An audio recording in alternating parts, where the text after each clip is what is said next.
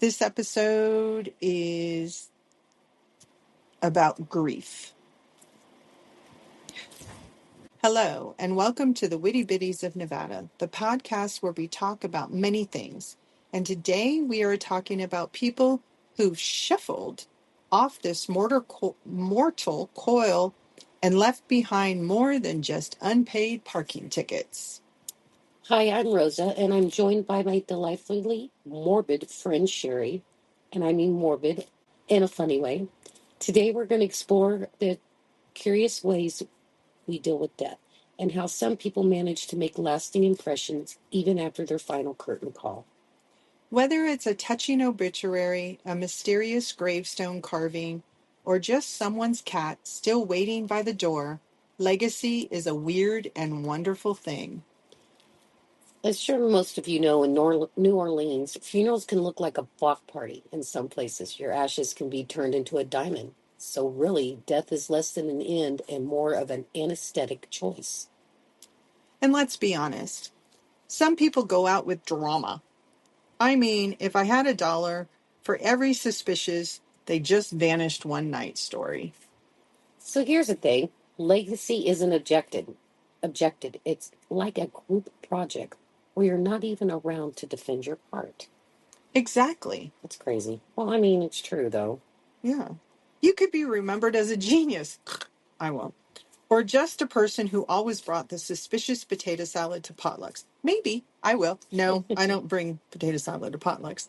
Depending on who's telling the story, you never know what you're remembered as. That is true. Let's talk about the legend of a wife having a wake for her husband, and he joined the party. This one's a funny one. Okay.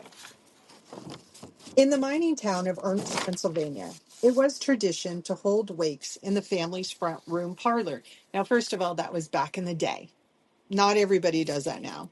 When a beloved miner passed unexpectedly, his widow insisted on hosting the wake in their modest company-owned home.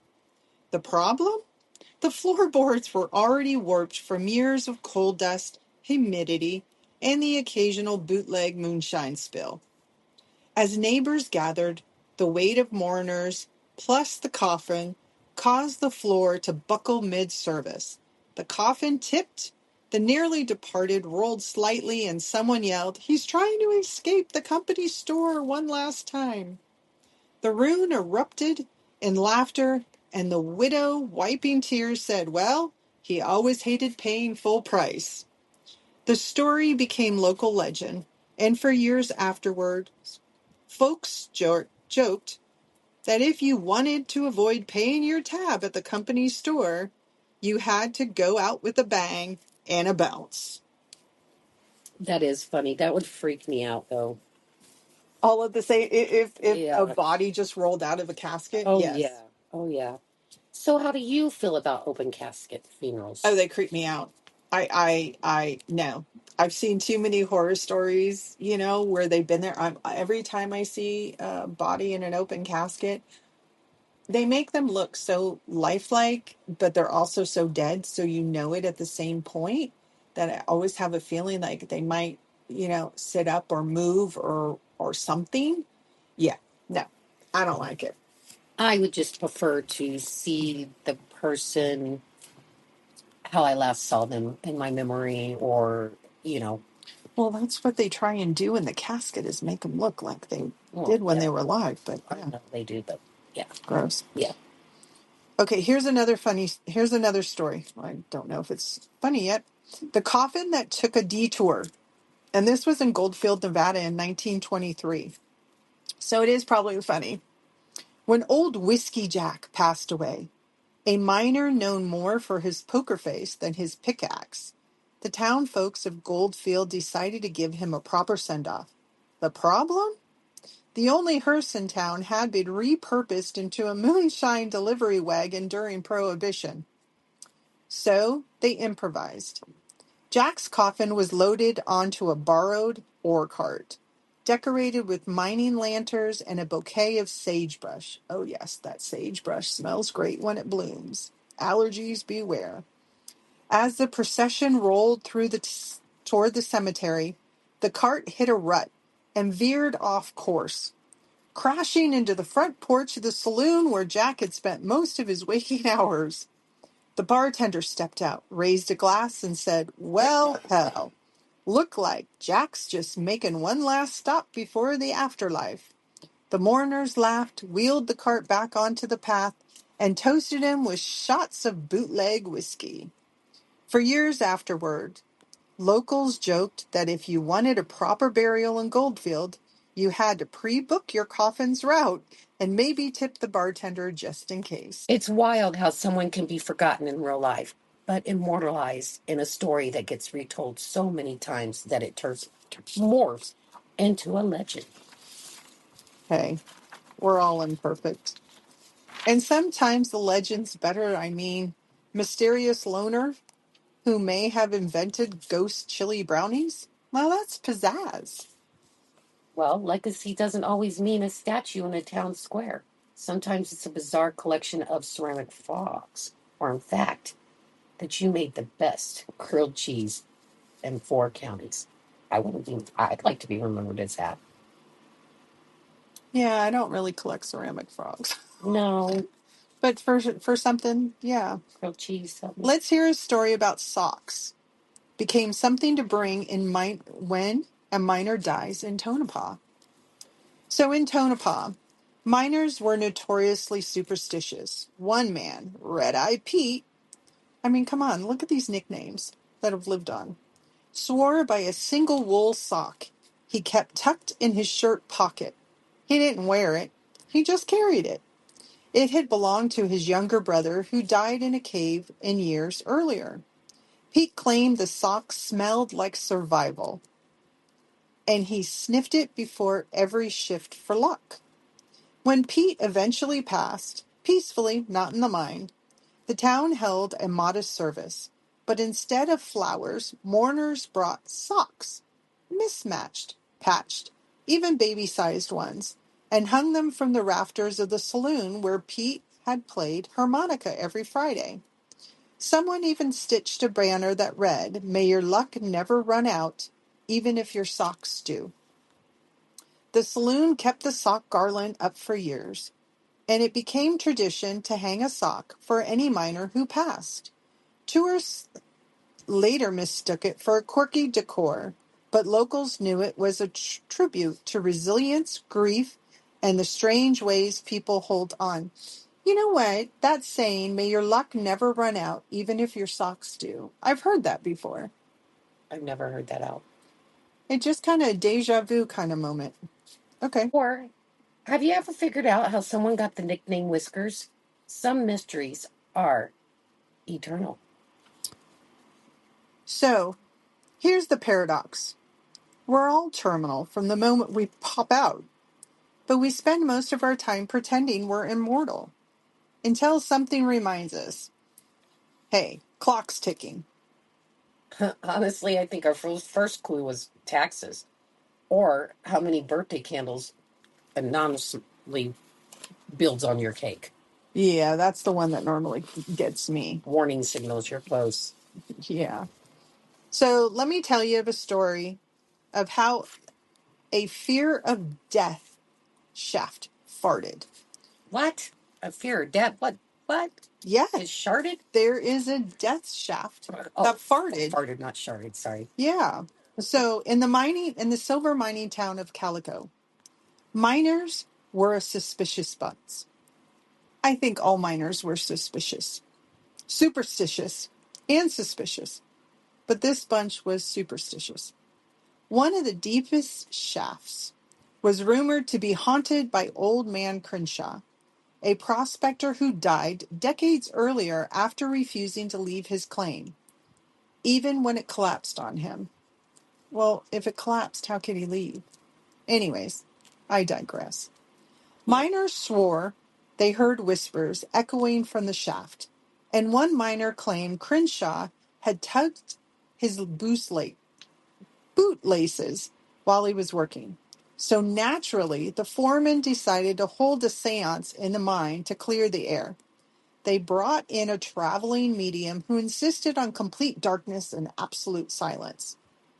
Halfway through the ritual, someone let out a loud fart. The medium gasped. Candles flickered, and one miner shouted, "Crenshaw's angry. He's trying to escape through Bill's backside." This that's kind of funny.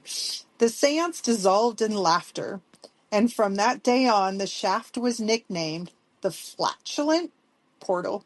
Wow. Miners joked, and if you wanted to speak to the dead, you just had to eat beans and wait. Now, here's one of my favorite ones. Let me tell you about the dancing with expiration dates. This is such a cute story. So, in the copper town of Ely, which is a cute little town, the kitchen was the heart of every room, not just for cooking, but for dancing, storytelling, and occasional questionable culinary gamble. Culinary gamble. Sorry, folks. One widow, known affectionately as Mama Tilly, had a pantry full of canned goods dating back to the Spanish-American War. Geez. That's a long She time. claimed expiration dates were just suggestions from people who never dance. That's so funny. I looked at a bottle of vitamins the other day and knew that it was just a suggestion. Well, she apparently, Mama Tilly definitely took that to heart. Yes, she did. So every Friday, she hosted what the locals called the Pickled Peach Polka. It started when she'd find a jar of peaches from 1908, popped it open, declared it smelled like summer, and then served it over biscuits. And guess what, Sherry? No one died. Well, that's a good thing. In fact, folks swore it cured the miner's cough. Wow. Interesting. The tradition stuck. People brought their oldest canned goods, and if it didn't fizz or scream, it went on the table. After dinner, the kitchen chairs were pushed aside. The Victoria cranked up, and miners with soot-streaked faces twirled their sweethearts between the stoves and the washtub.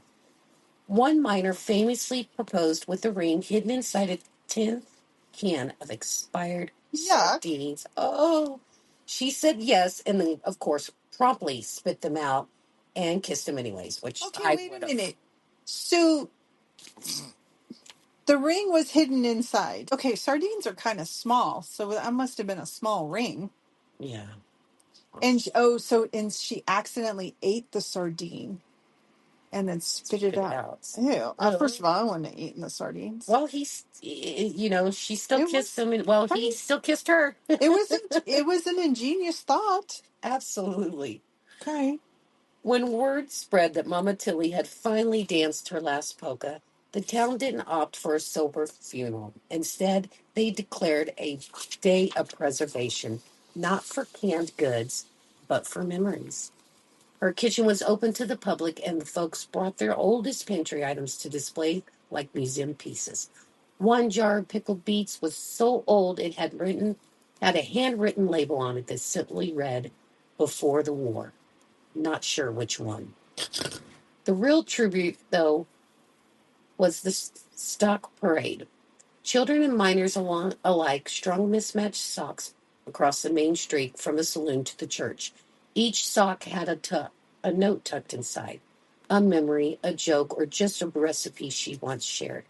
The mayor gave a speech from atop of a crate of expired sardines, declaring, "In honor of Mama Tilly's expiration dates are hereby suspended for the day." That night, the saloon hosted one of the final pickled peach polka. They played her favorite tune on the Victoria, danced between the tables, and toasted with questionable preserves. Someone swore the peaches tasted better than ever. Aged to perfection, just like Tilly. What is a sweet That is a sweet pickled little story. peach polka? Pickled peach polka. Say that 5 times fast. No. Somebody try it. But that is a cute story and how they memorialized. Her. Yeah.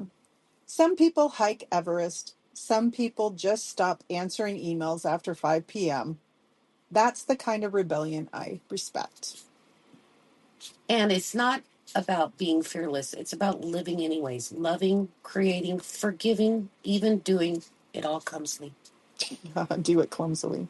like doing karaoke while crying or starting a podcast about death just to remind people to live. So here's a question.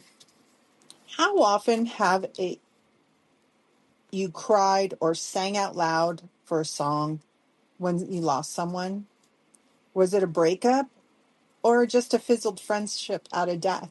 Because remember, you can grieve from breakups, from boyfriends, friendships dying, marriages going to the wayside. All of those things are like a death because it's final. Have you ever just cried where you sang out a song out loud Oh, absolutely. when something Absolutely. just kind of hit you? Yeah. Or you hear a song that reminds you of them, and then you just want to sing it out loud as loud as you can to them, even though it sounds horrible because, I can't sing, but Well, I can't either, but yeah. is there a song that comes to mind that when you hear it on the radio, it brings other memories and you just end up crying? Yeah. Okay. What Do one? I have to say it? Yeah. Oh, well, Do you want me to say mine? yeah. Sinead O'Connor and All the Flowers Oh, Are that's a Gone. pretty Every one. time I hear that, I love Oh, singing it out loud and I can cry. And I have another one. The other one is with Christina Aguilera and that one guy, Say Something. oh, yeah. That is a pretty one. Yeah, that one also Yeah. makes me cry. Yeah. Okay. You? No. Come on. Don't leave me hanging. Don't leave our Yeah, listeners I hanging. know you put me on the spot though. I mean, the only one I think recently I belted out. Don't want to be all by myself. Oh, so all by myself. See, I can't sing. But Yeah, yeah, that's a good one too. yeah, That from back in the day. yeah. Yeah, And that's that's just good. from missing somebody. Right. Yeah. Yeah. Okay. We spend so much time worrying about dying, we sometimes forget to live, Sherry. I say, let's eat cake, take a weird road trip, and I'm going to use my good towels all the time. I'm good with let's eat cake and take a weird road trip. And tell your friends you love them. Or at least send them memes that express it subtly. So just send a text message if they're just thinking about you. And even though they may not respond to you, we have a friend that does We that have a friend that sometimes. does that very well. But we know she sees it Yeah, and that she'll laugh or it'll bring a smile to her face. And she might go, absolutely. oh, I'll send something later, but she's busy and, and time always gets away. But it does. And it lets that person know that you're thinking of them for the Yeah. day. So let's get a little bit into grief comes in weird packages. Ew. All right.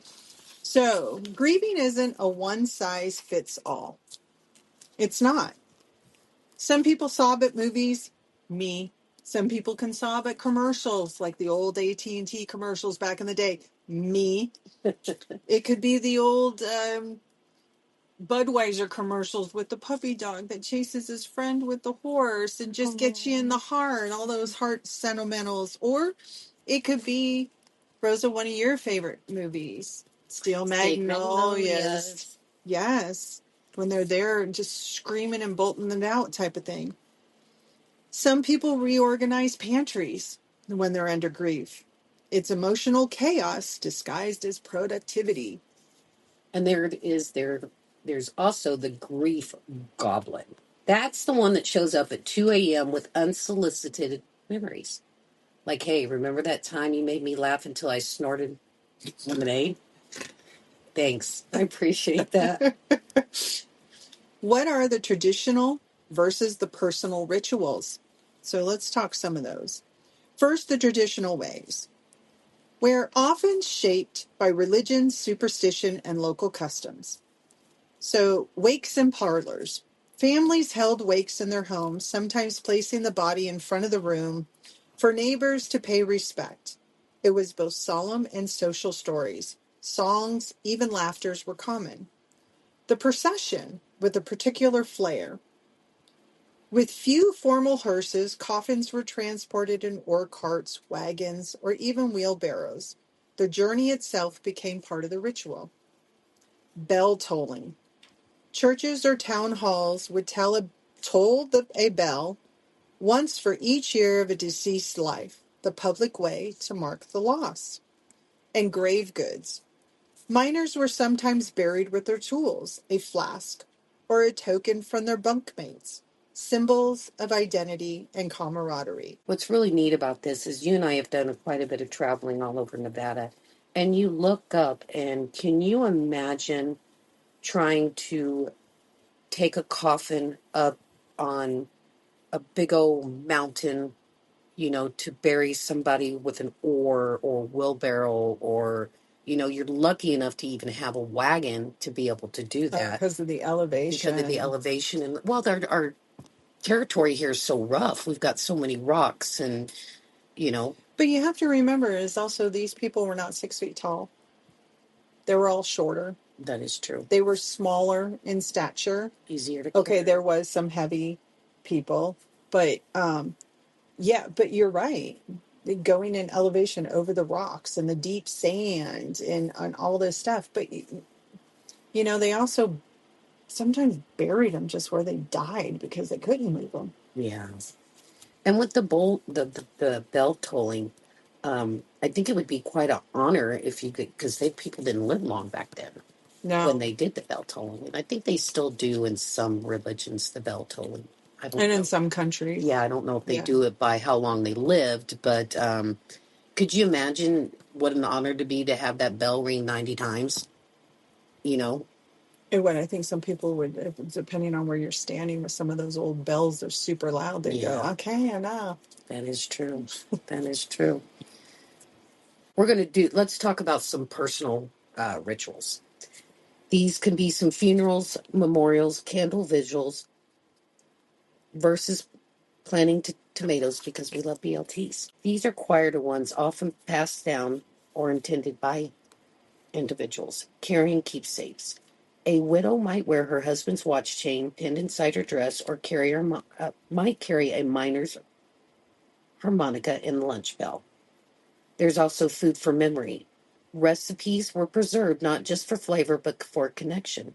A pie made just like mom used to could be a monthly ritual of remembrance. Anniversary acts.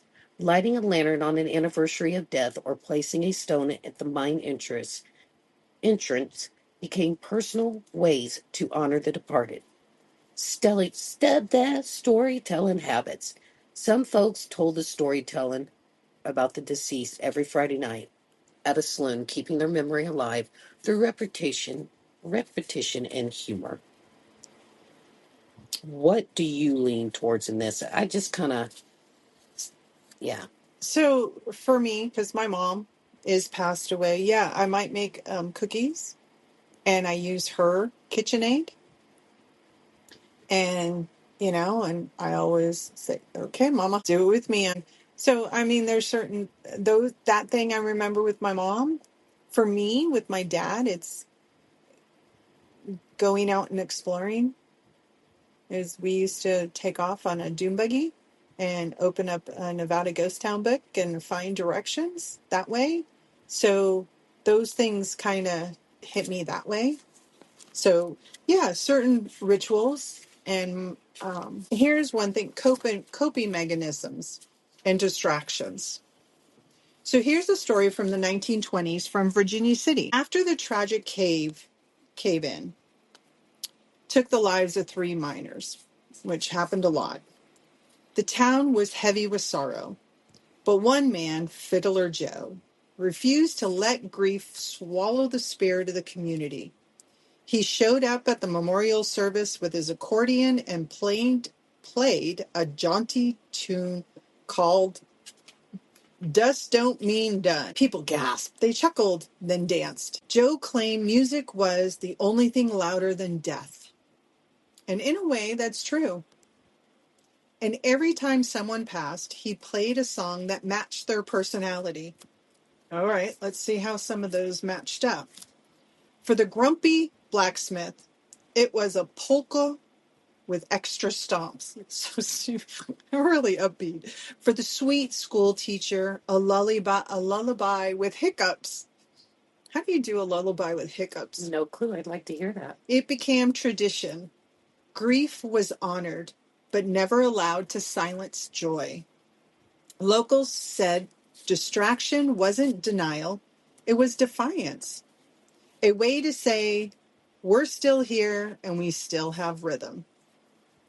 I wonder what Fiddler Joe would do for our songs if he knew our personalities. My God, I don't know. He could play that kind of, sporadic all over the map type kind of, thing. It'd be, multiple different genres all at once. Here are some other distractions people did. Crafting clubs, widows would form quilting circles not just to sew, but to swap stories and laughter. Each stitch was a memory, each pattern a distraction from sorrow. Chicken races. Yes, I actually said chicken races. Chicken races. They would hold these behind a general store. They were weekly event to outrun the blues, is what they'd say. And then, of course, there's always radio theater nights. Family gathered to listen to the observed dramas and mystery shows, letting imaginations pull them out of their grief for a while. So, what's your coping mechanism when you feel grief? I'd probably say music, going Yeah. back to just listening to music, something that reminded me of that time. Fortunately, I still have my parents. So I haven't had to deal in the aspect of what the grief you've dealt with. But I do have a cousin that died at a very young age, and she loved Cyndi Lauper. And when she knew she was going to die, she gave me her Cyndi Lauper tape. So anytime I hear Cyndi Lauper or think of her or want to think of her, I'll put some good old Cyndi Lauper on and it just brings a smile to my face. Yeah. Yeah. Yeah. And there is different ways, like you said, I call it the here today, gone tomorrow. You talk to them on the phone and then they're gone. Not while I was on the phone. That was my dad. And then my mom was the, health issues that go down. And you have the opportunity to say your goodbyes. Take them if you have the opportunity to say your goodbyes. The here today, gone tomorrows. I think that's great for the person that died, because they didn't suffer. It sucks for the people that are left behind because you suffer more or missed opportunities. Okay, so what to do with unexpected triggers and comforts. Here's an example of what a small town did. And this is Belmont, Nevada in 1928. After the death of a beloved school teacher named Miss Clare, the town of Belmont kept her classroom exactly as she'd left it. That's sweet. Chalk on the chalkboard, books stacked neatly, and a small hand mirror she used to check her hat before lessons. That's when ladies used to wear hats. And the pretty hats. Yeah. One day, a child peeked into the mirror and bursted into tears, claiming he saw Miss Clare smiling back. Word spread. And soon townfolk began visiting the classroom, not to mourn, but to check in with Claire. Some swore the mirror showed her wink. Others said it fogged up when someone cried. Eventually, it became tradition. If you were grieving, you'd visit the mirror, say your piece, and leave a flower or a joke written on the chalkboard. The comfort wasn't in the ghostly illusion. It was in the shared experience. The mirror became a safe space for grief, humor, and healing. And yes, someone eventually wrote, "Claire says your hat looks ridiculous." That's a cute story. Making meaning from loss. It's really hard to find a meaning as we've lost a loved one. It can help to talk, reach into your file of memories, share stories, recipes. Some people find it helpful to write a letter to a departed person. Some will send it up to the heavens in a letter or burn the letter so the smoke can reach them. I've heard that one before. I think that's a good idea. Some people have written notes inside lanterns, and then have sent out those lighted lanterns with notes for the people that are up in heaven. I think that's a really beautiful one. That is. People grieve in memes. Sure, a lot of people do memes now. In tattoos, in playlists. I want to do one. and cleaning out junk drawers that suddenly feel sacred. You know, everybody's got a junk drawer. Oh, I got them. I might have more than one. Yeah. And in some cultures, griefs wear white, and others it dances, and sometimes it just eats all your ice cream. Yes, white clothes. In many cultures, it reflects the soul's release from the body and its return to the spiritual realm. Greece, China, India, Japan, and Korea are to name a few. Let's talk about when grief gets judged. You're grieving wrong. How do you judge grief? Oh, people do. Well, They say you're not crying enough. You're not doing that enough. that's right. Yeah, Yeah. that's It's true. wild. We say grieve however you need to, but then someone does, and boom, the judgment parade rolls in. As if there's a checklist for crying at the right volume, wearing neutral colors, and not posting a Taylor Swift lyric song online. Sorry, it is grief doesn't follow your anesthetic. Here's a story of a miner's wife that did not cry. Hmm. When miner Tom Tinderbox McGraw died in a shaft explosion, his wife, Elsie, didn't shed a tear at the funeral. She stood tall, wore her Sunday's best, and even brought a lemon pie to the wake. Tom's folks whispered, she must have not loved him enough. There you go. There's The the judgment. judgment. Others said she was cursed, and that lack of tears would bring bad luck to the mine. But what they didn't know was that Elsie had spent the previous night alone in the mine entrance, singing Tom's favorite hymn to him, or to the rocks. She baked the pie because it was the only thing he'd ever asked for his birthday. And she didn't cry because she promised him she wouldn't. That's so sweet. Tears are for the living, he once said, and you just got to keep living. Years later, when another miner died, Elsie was the one who comforted the widow. She brought the pie, sang the hymns, and sat quietly. No judgment, just presence. Eventually, the town stopped whispering and started calling her the keeper of quiet grief. That's a sweet story. It is. Tom loved the lemon pie, so she made it. So here's another story of how a family member thought a family member would rather be remembered. That's happened. Some people in the family think they should be this way. So get ready for this one. When Disco Dave, a retired copper miner known for his love of Saturday night dance parties, passed away unexpectedly, the town was heartbroken and a little confused. Dave had once installed a mirror ball in his garage and taught miners how to hustle between shifts.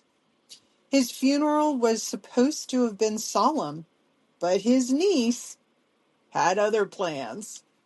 She brought a boombox to the wake and played Dave's favorite song, Boogie Shoes by Casey and the Sunshine Band. Yeah. One by one, mourners started tapping their feet. Then someone shouted, Dave wouldn't want us crying. He'd want us spinning. The funeral home director, a former swing dancer himself, cleared the chairs and dimmed the lights. What followed was the first and only grief-fueled disco in Butte history. People danced in work boots, polyester suits, and even one miner in a sequenced vest Dave had gifted him years earlier. The local paper called it the Boogie Goodbye. And for years afterward, folks said if you wanted to honor someone properly, you had to shake a little sadness out on the floor.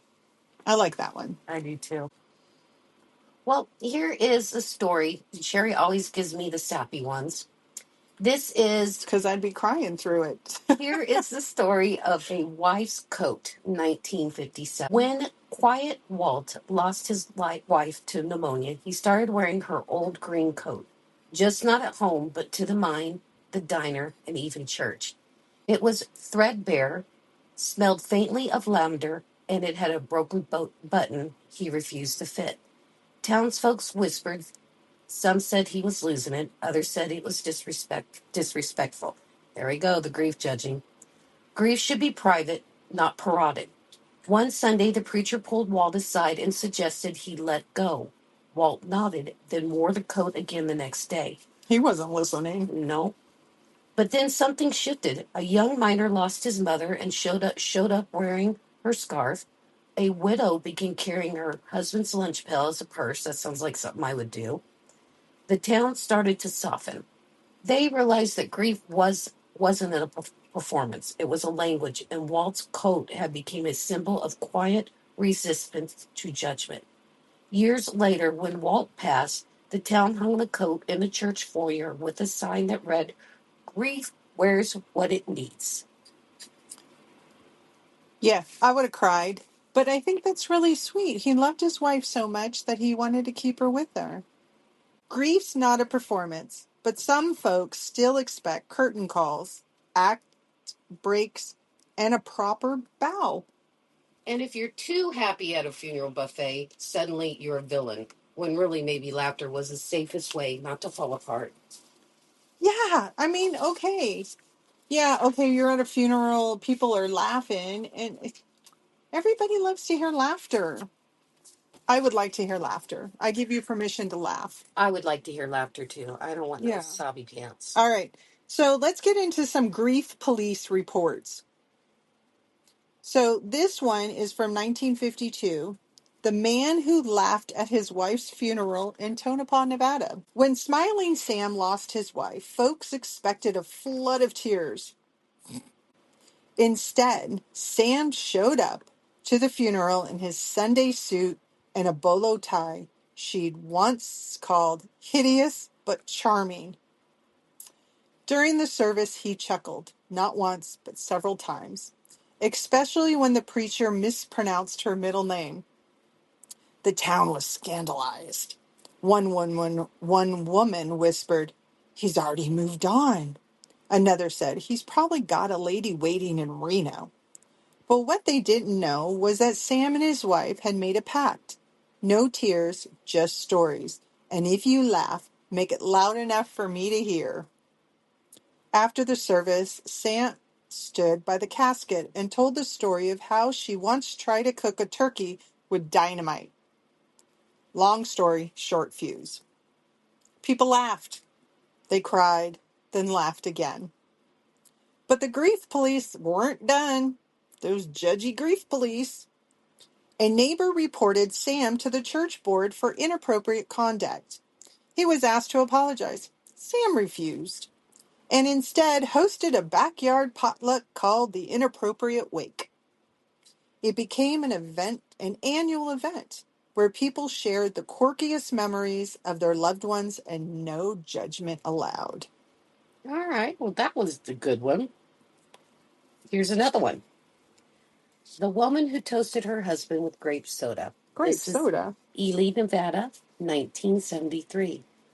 When Railroad Ray passed away, a retired miner turned train mechanic, his wife Mabel showed up at the funeral with a six-pack of grape soda. No flowers, no black veil, just purple fizz and determined smile. Ray hated alcohol but loved grape soda. Every Friday he'd crack one open and say, "That stuff's got more kick than the whiskey and less regret." So Mabel toasted him at the graveside, handed out cans to mourners, and played his favorite polka on the portable cassette deck. Didn't know polka was so popular in Ely, Nevada. The grief police were swift. A church elder scolded her for making light of the death. A neighbor muttered, "She's celebrating too soon." But Mabel didn't flinch. She said, "Ray told me to laugh loud enough to scare worms." The next group of widows gathered at Mabel's house with sodas, snacks, and stories. They called themselves the Fizz Club.